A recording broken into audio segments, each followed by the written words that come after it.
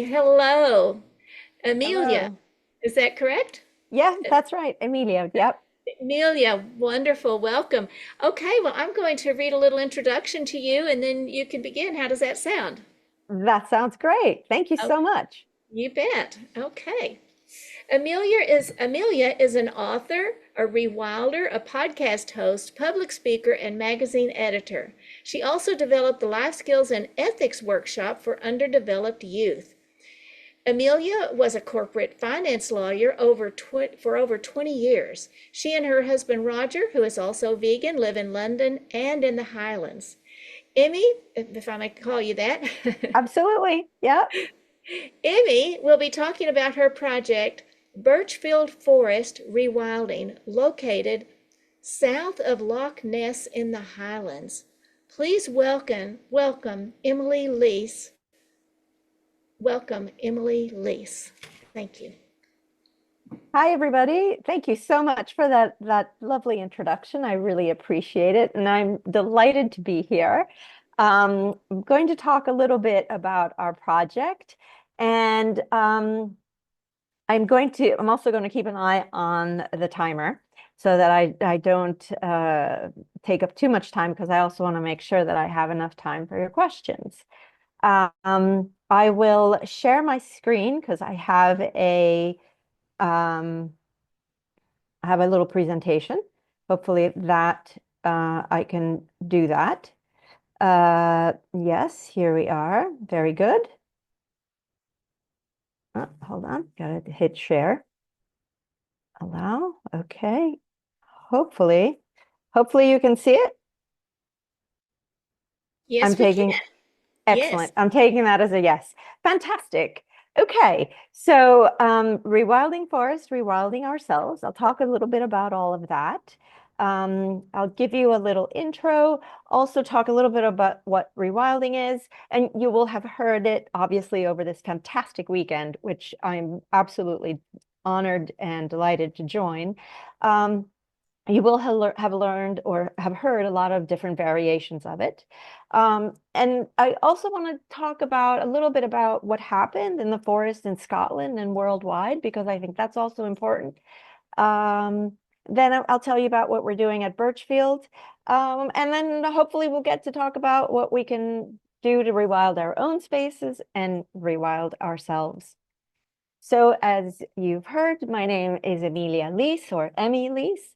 I'm the author of a book called Think Like a Vegan, which is now out in paperback. You can get it at any bookshop, although in the UK and worldwide, and in the US and North America, it's going to be coming out in April. I also host a podcast called Think Like a Vegan, and I do a bunch of other things. Um, Birchfield is 100 acres of former commercial forest that is in the Highlands in Scotland. And I heard someone else, Amit, was from Scotland. So please make sure you say hello. Um, and the Highlands is, we're close to Inverness, which is about 4 hours north of Edinburgh and about 12 hours north of London. We're really high up north, and sometimes in the winter we get the northern lights, which is an amazing thing. And it's a real particular kind of environment. But let's see why it's not doing that. Okay, here we go. Here, this is what a little stylized map of what the place looks like. We'll see some other pictures. And all the pictures in here are pretty much all from Birchfield. And so you'll see the types of animals and the types of things that we have there. And I always try to include the vegan community in our project and the things that we do. And veganism of course is very much part of it, but we'll get to that. And this was made by someone in the amazing vegan community up in Inverness. And their project is called Secret Garden Art. So I am delighted when such lovely conjunctions can happen. And so what's rewilding? Let's go there. And you've probably heard this all weekend, but basically we're trying to restore ecosystems and reverse biodiversity declines by doing as little as possible. And sometimes it's really easy to do as little as possible. And sometimes you need to give a helping hand because there might not be the types of trees there anymore or anywhere nearby where the types of trees that would grow in an area would be there, the type, not just trees, but any kind of plants and things like that. And we try to do this following the 10 principles set out in the IUCN that you can see there. And you're welcome to take screenshots if that's what you fancy doing. I'm perfectly happy with that. So we try to look at things in a holistic way. So we look at wildlife and plants and what sort of things would work and what sort of things work based on the changing climate and so forth. But we also need to make sure that we include people in that. Sometimes rewilding, people think that rewilding is to exclude people. But we don't believe that is the case at all. In fact, we're not separate from people. Part of the rewilding, I believe, is to reconnect with the understanding. And I know I'm preaching to the choir here. It's to return to the understanding that we're not separate from nature. Even if we are in the middle of a city, we're not separate from nature. It's all part of nature and we're all part of it. And it's a continuous exchange. And we need nature because we are part of nature and nature needs us. It's all one and the same. So we always try to also include people. So let's talk a little bit about what happened to the forests in Scotland. And I'll focus on Scotland, but you can really take this and apply it to other places as well, because the development of things is kind of similar. Early agriculture happened about 10,000 years ago. And by the point, so from 10,000 years when we collectively as humans changed the way we live and became more fixed to one place and began cultivating crops and also keeping animals for our own purposes, things changed quite dramatically. And by the time the Romans arrived in Britain, I just want you, before I even tell you, I just want you to think, what percentage of forest do you think was still existing in Britain as a whole when the Romans arrived? And the Romans arrived in 52 Common Era. So, a couple thousand years ago. So by that time, what do you think? Would you be surprised if I tell you that 50% of the forest cover in Britain was already gone by the time the Romans arrived? And mind you, the forest cover, and forest cover doesn't mean like sort of dense forest all the time. It's like patchworks. But forest cover was about before the agriculture revolution was about 70% in Britain. So by the time the Romans arrived, 50% of that was already gone. Then things kind of snowballed from there. So you have empire building and colonialism and fuel and leather tanning. Empire building, why do I put that in? Well, they had to build boats. So they got the wood first from England and then moved up to Scotland. So lots of the oak trees that were there and some of the old growth forests went into that.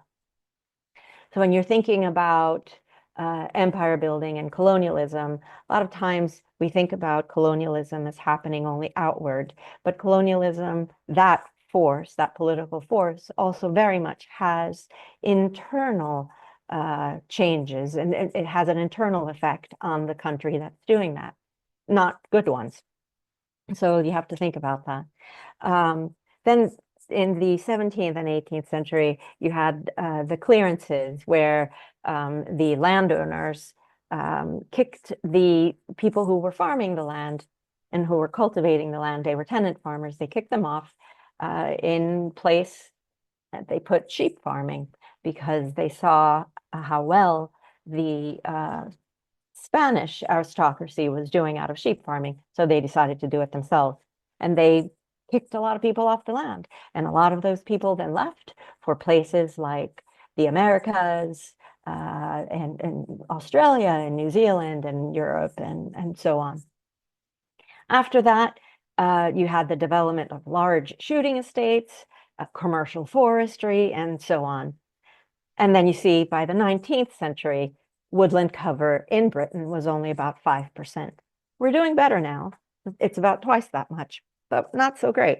Now, what I want you to do real quick is to have a look at the actual picture that's in the background there, where the writing is.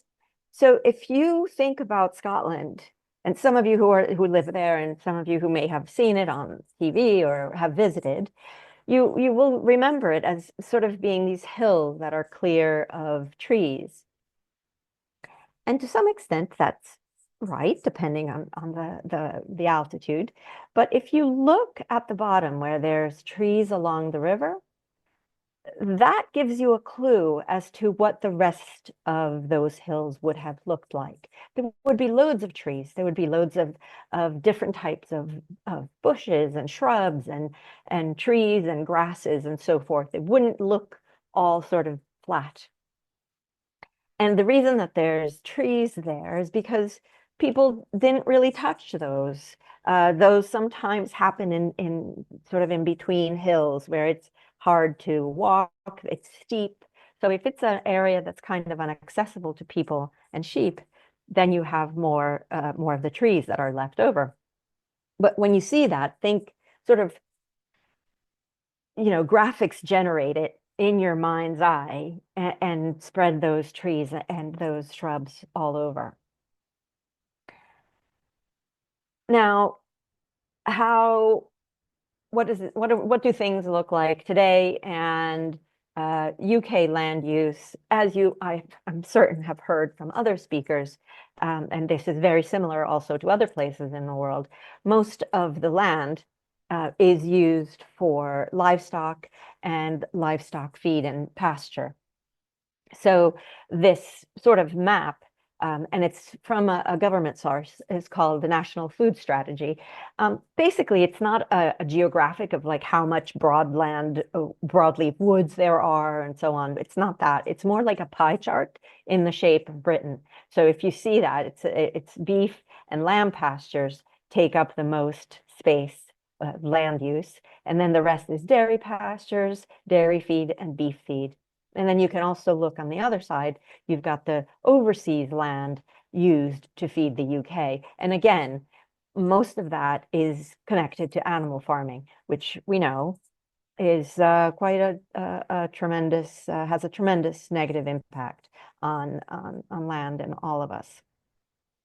Same, this is just looking at global land use. And again, you have 50% of habitable land is used for agriculture, 77% of that is for livestock, meat and dairy, and so on. And this is from the FAO. So again, this is all really good sourced info. I'm sure that you've all covered this, so I'm just kind of speeding through it. Let's get to what we actually do at Birchfield. So the basics, we're attempting, this is our goal, is to restore the native forest, the peat bog, and the fungi, the mushrooms, basically. And we'd like to reintroduce locally extinct species of plants and animals to some extent. And also, as I said, we have a human component, a people component. We want to inspire people to connect with the environment. Vegan ethics are absolutely fundamental part of our ethos, and we make that perfectly clear on our website right at the beginning. And whenever people want to come and stay or work and do the variety of things that they do on site, we ask everyone to only consume a plant-based diet, which is the very sort of basic minimum that we can engage with in terms of veganism. And everybody, I've never had anyone reject that or be upset by that or anything like that. And just keeping an eye on the time. We collaborate. We have a bunch of collaborators. So, oh, actually, let me just go back for a second. So that little red squirrel, they live on site. And the Highlands in Scotland is still a place in Britain where there are red squirrels. In England, although there are in some places, they're much, much rarer, almost extinct because of the competition between the greys and the reds. The red squirrels are native to the British Isles. The greys have come over from mostly from sort of commercial through shipping and commerce and so forth. Not really introduced for sport or anything sport, by the way, in quotes. So we're very happy. We love seeing them. The way that the project came about was we were inspired to also get into rewilding when we heard a really great talk from Alan Watson Featherstone, who set up, he founded Trees for Life, which is a charity that's involved in rewilding. And he has been doing rewilding of the Caledonian forest, which is the Scottish forest, for the past 50 years. And he's an incredible individual. We were inspired and we said, well, why don't we do something like that? So we undertook finding a piece of land that we could buy and that would be feasible for us to work with and work on. And eventually we found one. And at the time, my partner, Roger, he was also working with a number of people on discussing various aspects of reintroducing lynx to Scotland. And when he said to them, hey, look, we have this 100 acres in Scotland, and is there something more interesting we could do than just plant trees? Again, quote unquote, just plant trees. It's not just, it's quite a thing. They said, my goodness, yes, there absolutely is. So he was working with people from the University of Cumbria and AECOM, and they said, well, I've got this idea, University of Cumbria, that we want to start using different techniques to monitor bird life and so forth. And then AECOM, which is a big infrastructure company, they said, oh, well, we want to create a new model of natural capital accounting. And we can get into what that is specifically in the questions. And so we sort of all came together. We collaborate. There's no funding exchange. I mean, the AECOM folks have ideas of what they want to do, and we all discuss what we want to do. And then there's a Lifescape project, which is also a rewilding charity that we work with in Nottingham Trent University. Everybody just kind of works together, and we come up with different projects that we want to do, see how they work, and then we sort of do them. And it's a very collaborative kind of environment. It's not like we get funding from AECOM or University of Cumbria. No, everybody who volunteers in those groups to do things, it's that group that funds itself. And then, of course, we've got different networks that we belong to, like Scottish Highlands, Northwoods, and Rewilding Europe. And let me go to the next slide. So the fancy stuff that we do, basically, as I said, we test innovative approaches for data capture and on social and environmental change. We use technology. One of the projects that was spearheaded by the University of Cumbria was using audio moths. There's one of the professors that we're involved with.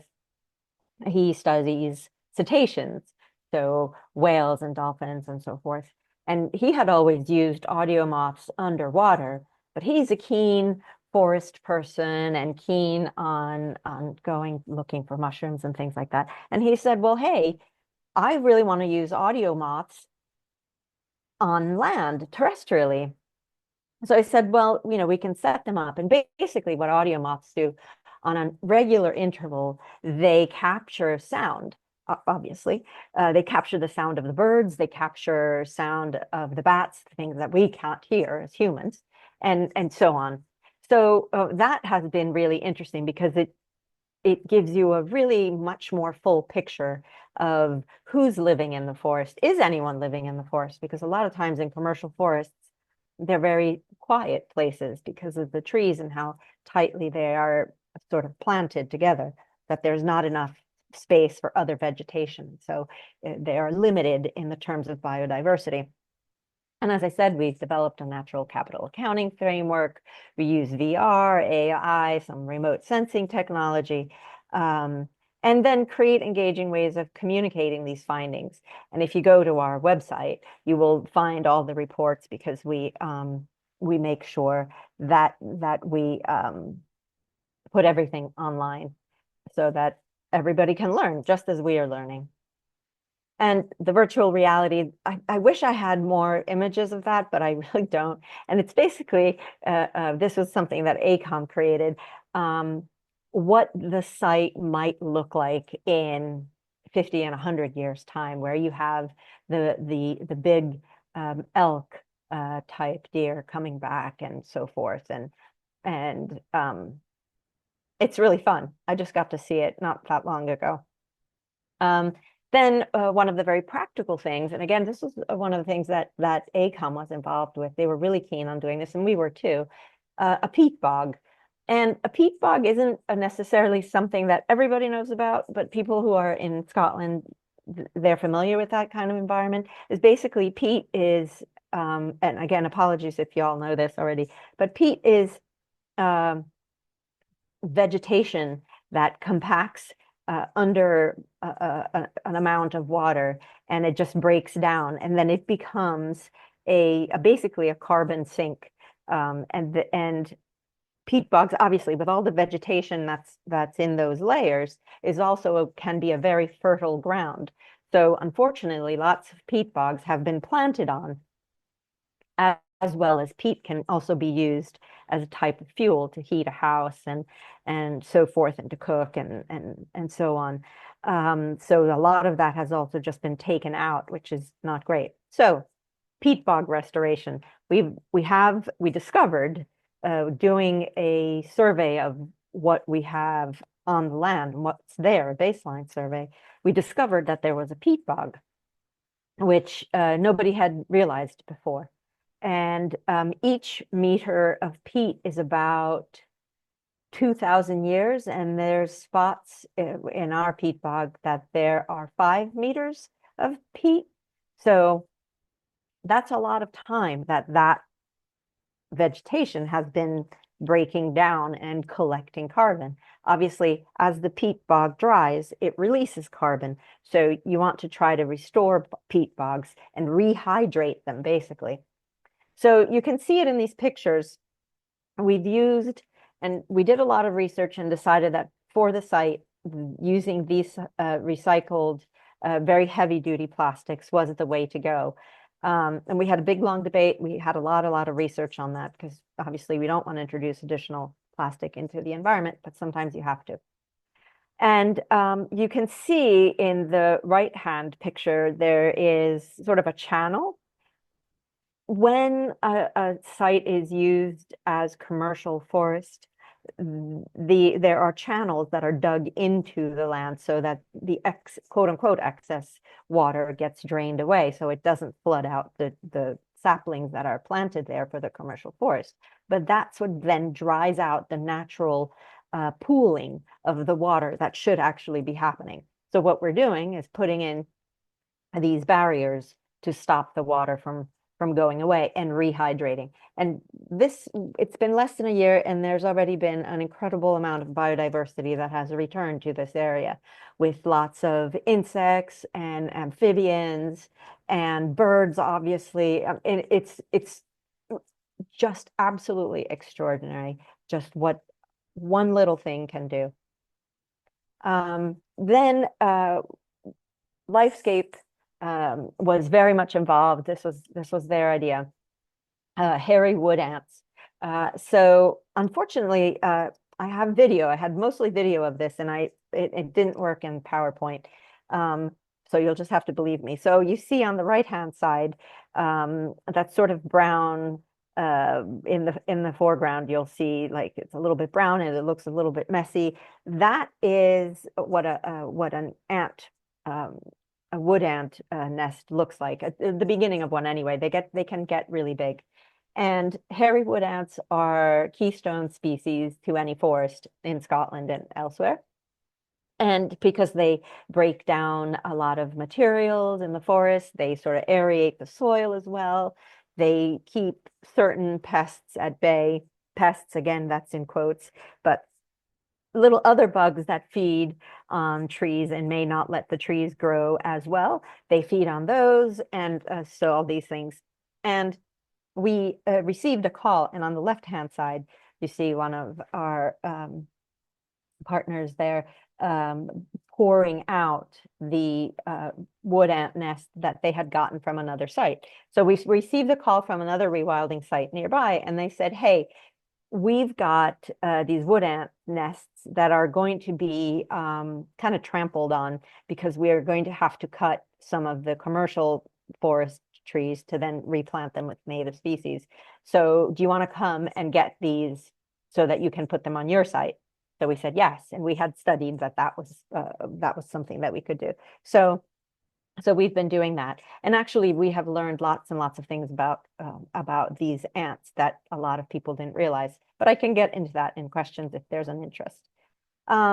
We also set up an osprey nesting platform. Osprey are migratory birds that do come up to Scotland very regularly every summer, and they navigate by using rivers. They follow rivers and big lakes and things like that, sort of like highways. And they come and they nest in Scotland, and then they return to Africa and North Africa and Spain. And we just set this up last spring. So we didn't have anyone nest there, no osprey nest, but we know that they are on site, and we've seen them flying over the site and so forth. So we're hopeful, but we've got that there, and we've got a camera up there, and hopefully we'll be able to see what's there. I can talk about sheep and deer if there is an interest, but I can get into that in the questions because we're about the 26, 27-minute mark. But there's a conflict essentially that people, when you will hear about, rewilding and reforesting in Scotland is so difficult because there are so many deer. Well, there are actually 31 million sheep as of 2024. There are 31 million sheep in Britain, okay? And sheep are not native. They were brought over to Britain with Neolithic settlers, and then the Romans, and then in the 1750s with the clearances. You want to take a guess again in your mind, and then we can talk about it. You want to take a guess how many deer there are? So we've got 31 million sheep. You ready? You ready? There we go. 2 million in the entirety of Britain. So, I mean, you might not be good at math, but 31 million and 2 million, you tell me where the problem of making the trees grow back might lie. I kind of think it's with the 31 million, but here we are. So the discussion about and having very open discussions and about sheep farming and deer and all of that, that's one of the things that we also try to engage in. And there is quite a bit of understanding of that now. Of course, there's resistance and all of that, but there is, people are understanding that. And I think, the more we can have, adult conversations about it, the better. Because we don't shoot deer on our land. What we try to do is use non-lethal methods, and I can get into that if you're interested.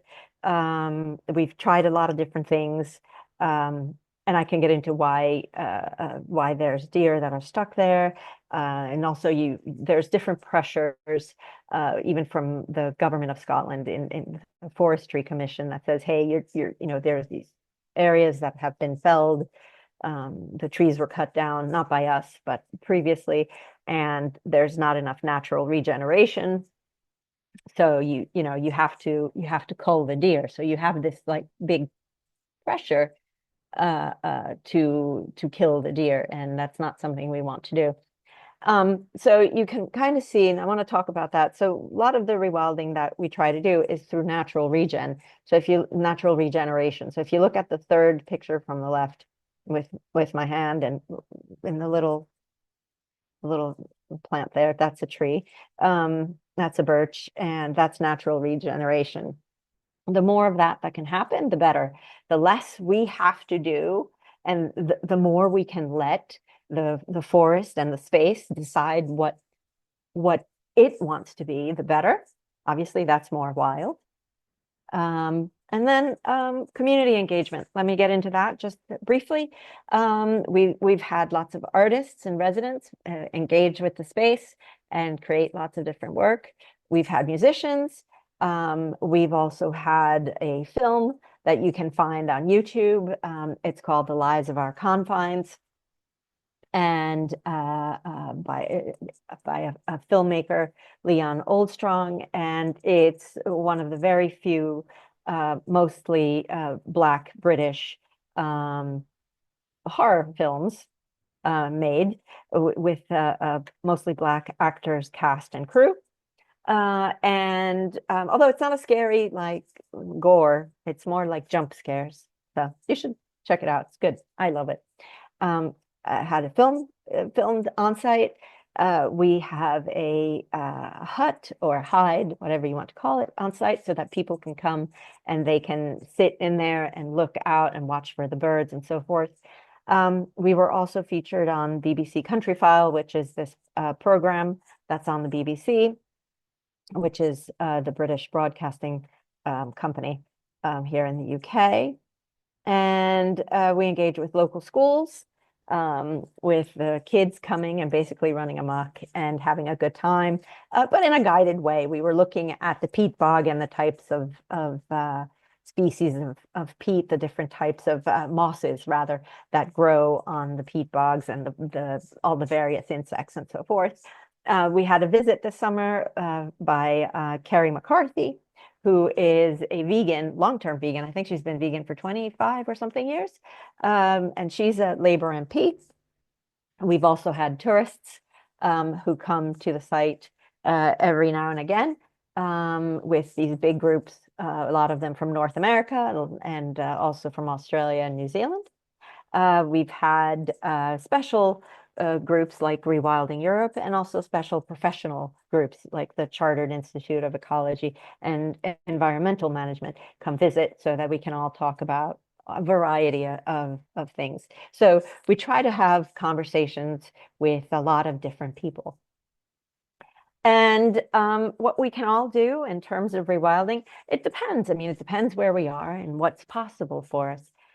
In the UK, lots of people have gardens, and other places, obviously, lots of people have gardens. Make them messy. As messy a garden as you can have, the better. Can you imagine if you have whole neighborhoods of messy gardens, meaning let the leaves be where they fall. Let the grasses grow taller. Sure, if you want to have areas where you have seating and so forth, cut those back. But if you can let the grasses grow, then you increase the space where different animals, different birds, different insects and so forth can live. So messy gardens is really important. If you can plant things wherever you are, that's great. If you only have access to a balcony and you can plant things there, terrific. That's great too. Most importantly, change your perspective and relationship with the wild. We are wild. We are nature. Nature is us. We cannot exist without it. And, well, I mean, in different ways, nature exists without us.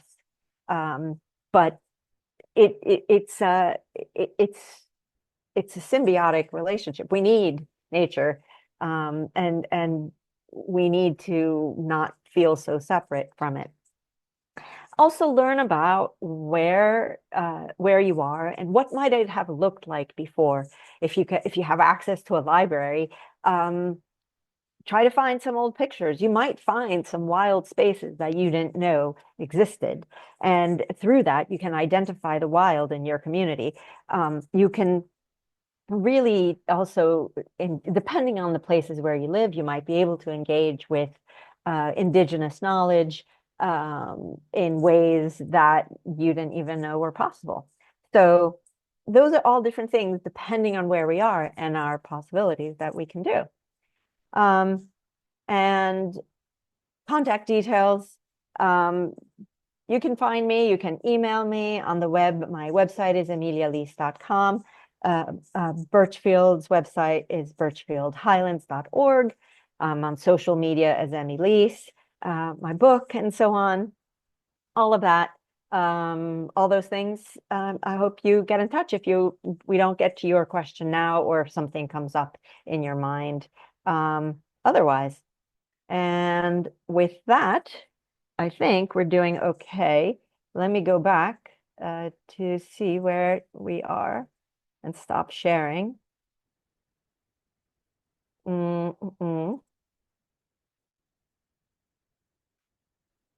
Here we go. Okay. I seem to have lost you. Here we are. Okay. Yes, I see you again. Excellent. All right. Yes. Okay. How do we want to do questions? I'm completely open to Somebody's going to questions. spotlight me in a minute, and then I'm going, and you Okay. can, your screen is still being shared, actually. You're Is it? shared. Okay. Hold on. Yes, and I'm looking for the stop share screen myself, but I don't see it. Is it? Let's see. Oh, I that's think weird. it's at the bottom. There it is. It's gone now. It's gone now? Okay, good. Yeah. Okay.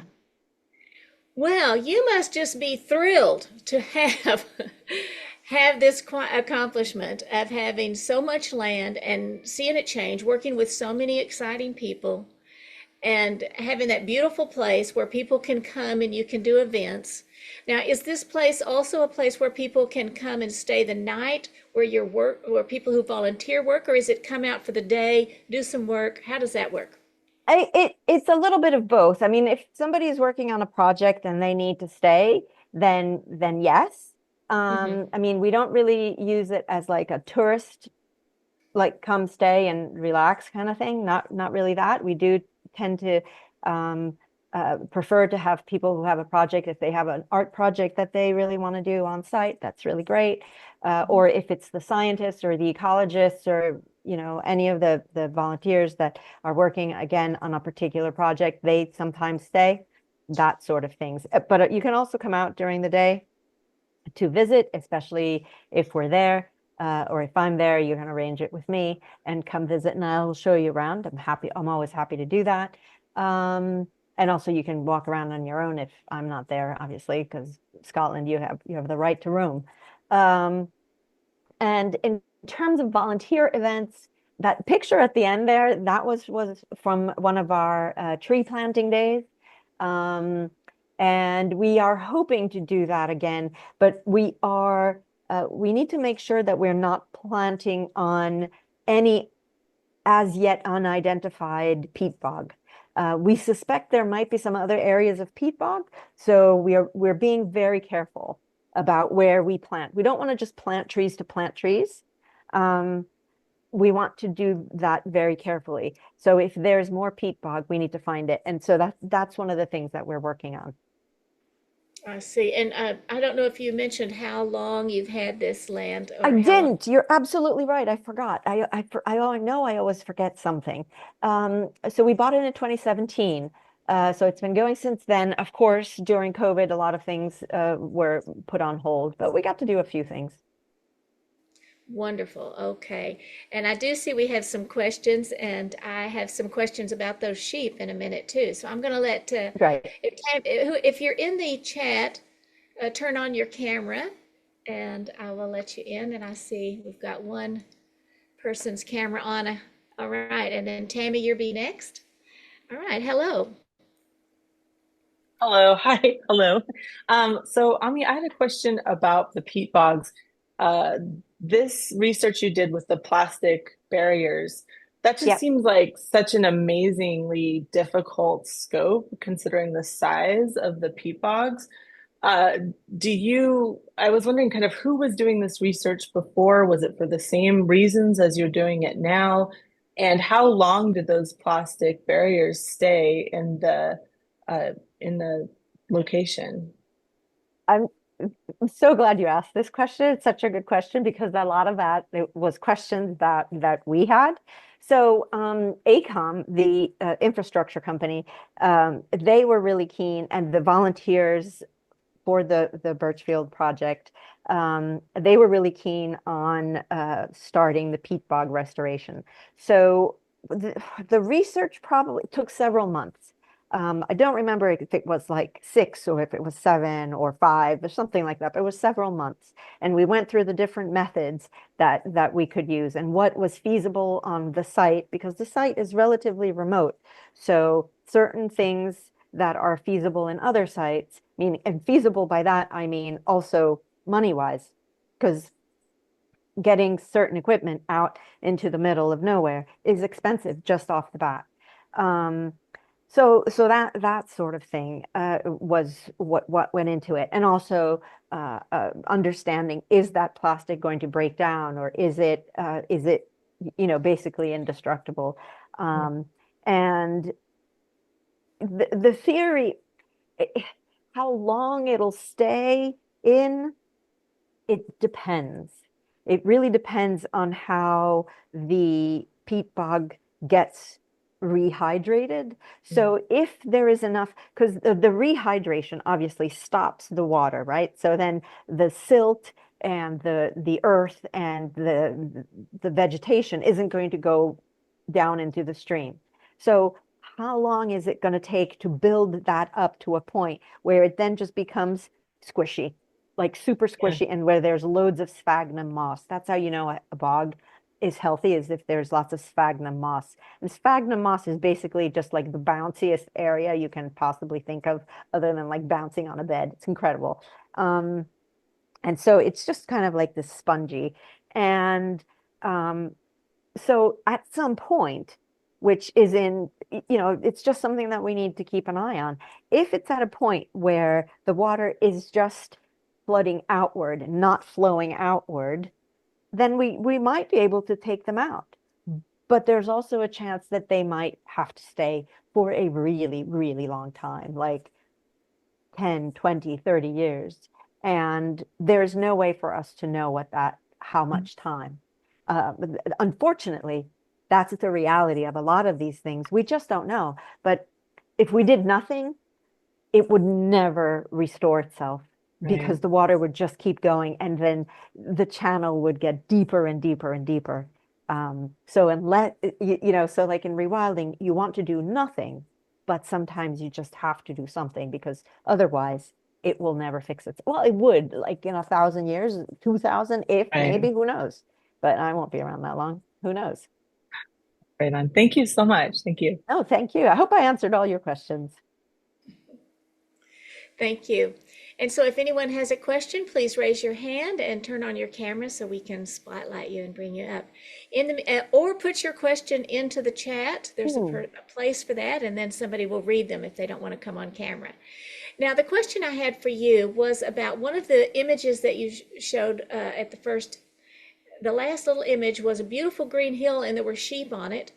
And so I wondered, you brought up sheep because you bought the land. It probably didn't have any domesticated animals on it. Correct. And so I wonder how the sheep are involved in it because, yeah, go ahead. That's a very good question. And so the sheep in Scotland are everywhere. They basically are free roaming on the hills all over. Uh, and so sheep in Scotland and lots of places in Britain are not kept in small pens. They are just allowed to roam freely all over the hills. Because most in Scotland in particular, the land is owned in really large parcels. 100 acres is not that big of a parcel for Scotland. In Scotland, we're talking thousands and thousands and thousands of acres. So the sheep just run around freely, and they just munch on everything. Okay. So that's why you then don't have the hills, like on, that other earlier picture that the hills were kind of bare, but not really bare. There's like small shrubbery. There would be sheep on places like that, and they would be munching on the vegetation. Okay, okay. Thank you. I wondered about that. Yep. And I see we have another question. All right, so let's bring Pratiksha up. All right. Hi. Oh, let's see. I think we have to ask you to unmute. There we go. Yeah, there you go. Apparently I can't do it myself, and you have to ask me. So thank you for that. This was a wonderful talk. Thank you so much, Amelia. So enlightening. I had a question about the deer culling that you mentioned. You said Yeah. that you use non-lethal ways. I was just curious how that works. And yeah, and does it have to happen? I mean, can that be avoided? Or So when you cut trees, when anybody in Scotland, Britain, and lots of other places, but anyway, when you cut down trees, you have an obligation to replant. And that's the Forestry Commission, which is the government entity that manages and that looks after all the forests. Well, has authority over forests. They will come and they make sure that you replant. And if you're not replanting and you're banking on natural regeneration, the natural regeneration actually has to happen. If you have too many ruminants in an area, they are going to. So I'm not sure where you live, but sometimes saplings are planted in these like plastic tubes. right. So these plastic tubes are a couple of feet tall. And then when you have a lot of deer in particular, the trees will only peek out a little bit, and then the deer will munch on the top of them. And then the deer will also munch on the natural regen on the ground. And you do that over and over again, the tree loses its will to live. And they can't grow much taller than out of the tube than that little tiny bit. Unfortunately, we have one section of the land that was fenced in by the previous owners, and they had felled the land, then planted a bunch of trees, and they didn't know there was a peat bog. I'm not casting any aspersions towards them. They're lovely, and they tried to do best. But one of the things that happened is that a group of deer got fenced inside. Okay. So they couldn't leave. And where we are, there's plenty of room for them to be in much bigger spaces without fences. So they got stuck in there. Had babies, and there's more and more deer. And because they weren't used to leaving, we're trying to figure out a way to just get them to move around and not just stay so much in the one place. If you have too many, quote unquote, too many deer, the forestry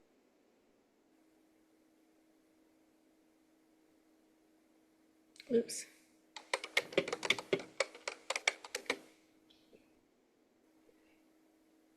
the deer. Last her too.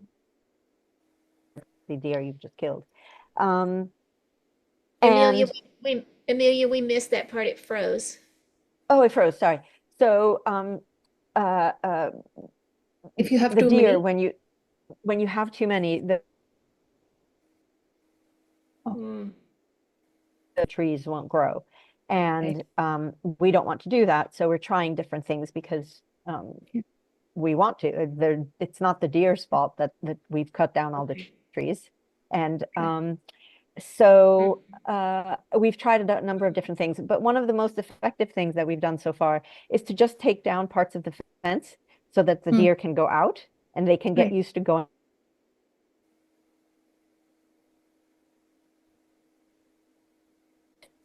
which they weren't used to at all. We're just like go up to it and be like, yeah, no, we're staying here. This is fine here. We have everything we need here. But now they're starting to leave.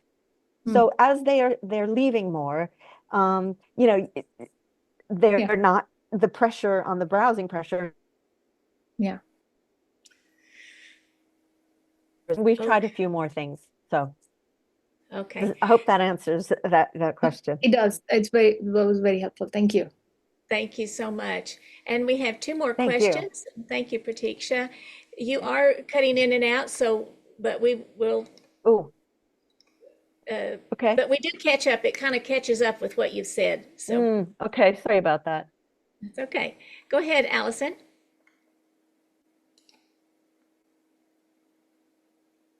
Hi, Emilia. Yes, I hope you're able to hear me because you're frozen again. But anyway, my question is about the ownership form that you're using for the Highlands project. And I wondered if it was the same model that the vegan land movement is using, or if you've used something else. I have no idea. We own the land. My husband and I own the land. I don't know what anybody else is doing. Okay, yeah. Yeah. Okay. Thank you. We only just learned about the vegan land movement, that they're using this community interest, CIC is called. Oh, a CIC, yeah. There's lots of With different things that you can do. Yeah, with an asset lock, so that in the future no one will be able to. Exactly. Yes. Yeah. And actually, Lifescape Project has developed some really new, interesting ways of making sure. Okay. Thank you, Allison. Thank you, Allison. Yeah. Thank you. Okay, if somebody, I see Tammy's hand up, but her camera's not on, so I'm going to bring in, if Tammy, nope, not yet. Oh, there she is. Okay, I'm going to ask you to wait since you've been on, and I'll bring on Tammy. And then, oh, not you. I meant to bring in Tammy. Welcome, though. Y'all can both stay on.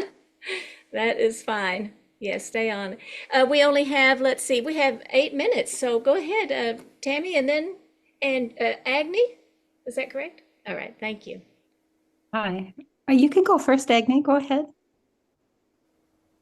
Oh, okay. So my question is about your experience in working with other groups that are aligned-ish. We have a wildlife rescue center that's about to have a gala, and I have got an invitation, and I asked them on their social media, is there a vegan option? No response. A lot of their auction items are animal products. So my question is is this the kind of thing where you would kind of grit your teeth and show up for this animal rescue or this wildlife rescue, or would you kind of save your gala ticket funds and your energy for projects that are more aligned? I live in a rural-ish area. It's not like there are tons. We have one wildlife rescue. We have one vegan business. That's my business. So I just kind of wanted your expertise or your experience on that. That's a great question. I'll tell you something that happened about when I first became vegan 12, 13 years ago. And I went to a really well-known AIDS charity auction. And I said, hey, are you going to have any vegan options? And the person who replied to me, she said, I've been organizing this for the past 25 years. No one has ever asked, even though I am vegan. So I was really, I was beyond surprised. So there were some vegan options. I never saw them because, of course, they evaporate immediately. And it depends. If I wanted to support the wildlife rescue, maybe I would just support the wildlife rescue, and I would just send them an email and say, hey, look, I would just ask them about that. But it depends if it's the only wildlife rescue in an area, and then the next one is really far away, and you want to support that, then maybe just support them. I mean, it's a really, it's such an imperfect, we live in a non-vegan world, and everywhere we are in a lot of ways supporting non-vegan things. we do the best we can. It's an imperfect. I don't think that there's a perfect solution. I went to that auction, but I was glad that I asked about it because, the person was vegan, and she had never thought of having vegan options, which was, mind numbing. Good question. Yeah. Tammy? Yeah, thank you, Emmy, for your presentation. It was just, yeah, on so many levels, it was so thorough and so opening. And I know that you are a lawyer, and have you been able to, or would you be able to in the future, if some of our communities want to acquire land, to be able to help us out in that area with some legal understanding, or are you in over your head already with life? Well, no, buying land, anything that has to do with property is always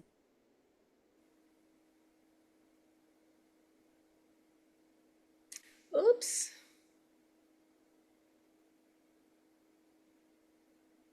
We need that answer. have I frozen again? I had it on a different thing, and oh, sorry. So buying land is always very specific to the country and state that you're living in. And there are loads of pitfalls and loads of things you've got to look out for. So you actually, when it comes to real estate, when it comes to property, the best advice I can give you right now is make sure you speak to a local lawyer. So you have to talk to somebody who's from your state, from your country. If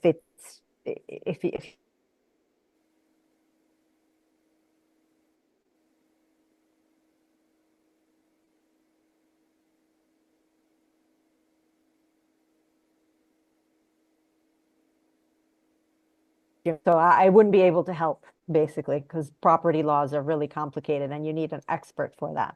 So absolutely always have an expert. Don't mess around. That is the best advice I can give you just now. No, that's really helpful. Thank you. Of course. Thank you. Wonderful, Tammy. All right. I think the only thing I had a little bit more of was about the deer. There was a man named Tim Miller who lives in Central Texas, and he won a water award. And one of the things he did was he put up the branches from fallen trees and sticks, and he would put those over the small plants because the deer, they don't like to knock things over. They like to browse it. And I wonder if you know about that and can tell us more. That's really interesting. That's actually really interesting. I'm not sure we had done that. Okay, because little teepees, you make a little teepee around the plant, you get a bigger teepee, you've got, yeah, okay. That might work. It's a very windy place where we are, and lots of rain and wind and stuff. So I'm not sure how they would stay up. But I really like that, and there might be ways that we might be able to implement that. And do so on a scientific basis, like have controlled areas where we have that. So I'm going to use that. Okay, thank you. Well, wonderful. Thank you. It's been a wonderful presentation.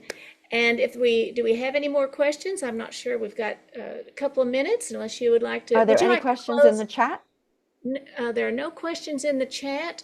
If you would like to just say your final words to us, then we'll close it out. Well, once again, I thank everybody for their excellent questions. I really appreciate them.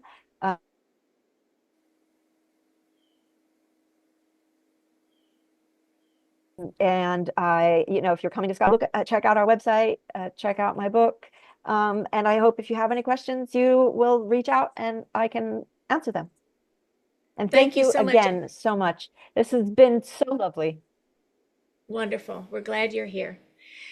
Thank you. And tell us the name of your book again.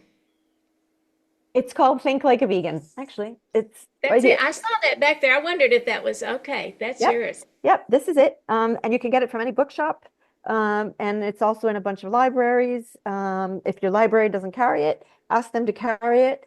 If you're at school and at university, ask the university to carry it. But basically, you can get it. If you're in London, there's a bunch of bookshops that have signed copies. There's also an audiobook that's the first edition. So yes, Wonderful. you can check it out. Thank you. Okay, thank you so much. Hmm. Bye now. Bye-bye.